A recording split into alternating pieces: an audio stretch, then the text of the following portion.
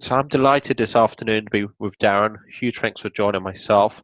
Darren, you're an investor and also a noted athlete as well, particularly in terms of triathlons. So this is just a short call. It's going to focus on looking back over the last 6 to 12 months, moving forward in the next 6 to 12 months, and also just looking at some of your key learnings, key education, where you read. So huge thanks for joining me, Darren. How best would you like to be introduced? What do you say to most people when they ask what do you do in property? Um, Development mainly is what I've been focusing on for the last, I'd say, 2 years. But investment as well. So I do invest with other investors outside of my area, although that's not my main focus. So yeah, mainly investor, developer is Okay. how I introduce myself. And in terms of development, where geographically are you focused on? Primarily, I'm focused on the area where I live, which is where most people do it. Obviously where they live, and I'm based in Bedfordshire, in a place called Dunstable. So the majority of my developments have been in and around this area um, over the last couple of years. But in the last 6 months of 2017, I've been focusing on other areas as well. Okay. So in terms of moving forward and going forward as well, where do you see yourself in 6 to 12 months? What's your goals? What's your vision?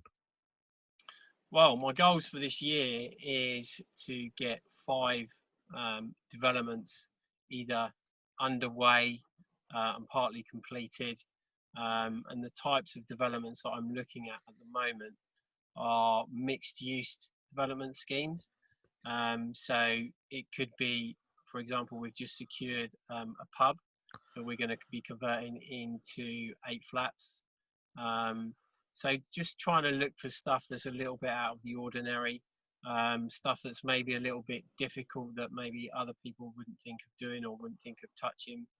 Um, I'm very, very keen on co-working, co-living. I do think that that's a really good growth area. Obviously, you're in a co-working space in London, but there's not been too many schemes done outside of London, to my knowledge at least anyway.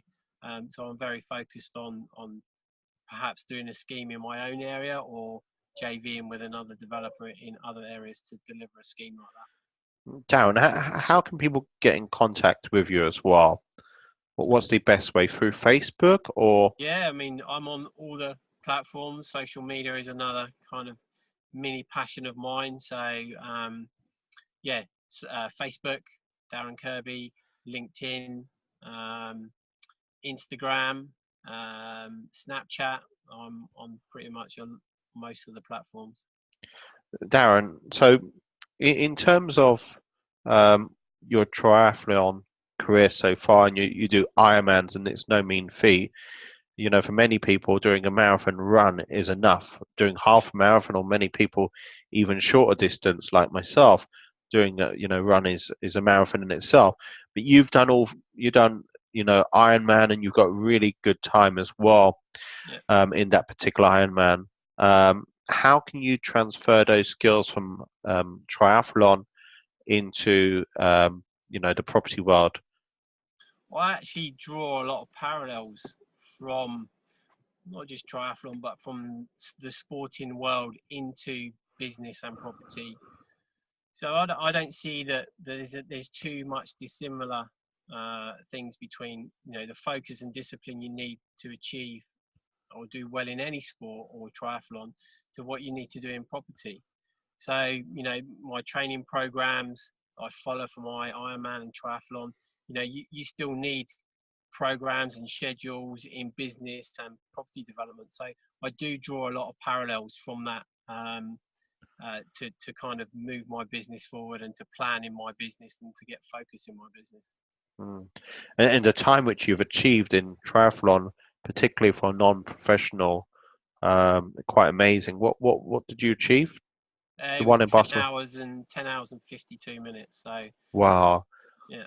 And don't, I may be slightly wrong, but someone whose job it is would be on, if they're really top, top three, top five in the world, would be in the 8 hour mark. Is that right? Wrong? Yeah, yeah, that's right. Yeah, they would be around the 8 hour mark, but they would be training 35 hours a week. yeah, minimum 35 hours a week. Yeah. So yeah, I was pretty pleased with it, to be honest. Definitely. Look, in terms of where you are in terms of education, reading, you know, what have you been reading in the last few months, which you thought was, interesting to say the least? One of my most favourite books I've read in the last 6 months was The Values Factor by John DeMartini, and that's just kind of understanding what your values are, and kind of, I guess, working true to your values, which means you get the most out of your life and your business. And that's something that I listen to quite frequently on audio as well as reading the book. Darren, I just want to say huge thanks for the moment. I know I'm going to see a lot of you this year because you're going to be at my upcoming Yeah. meets. Is there a particular meet you're looking forward to most? Well, it's got to be the development summit, hasn't it? Really. Yeah, I've been to. I think I went to your one in January last year and the one in June. Yeah, I just get a huge amount of value out of it, not just from the speakers but from the networking as well. There's lots of interesting people in the room, lots of kind of relationships to be made and to be built, and lots of information to learn and to share. Darren, I just want to say huge thanks for taking time out today. I look forward to possibly going up to Bedfordshire to see you, to see your projects, because it would be a good tie-in with a number of other people as well. So Cool. I just want to say huge thanks for this afternoon, and I want to say huge thanks to my listeners as well. Thanks, Darren. No worries. Cheers.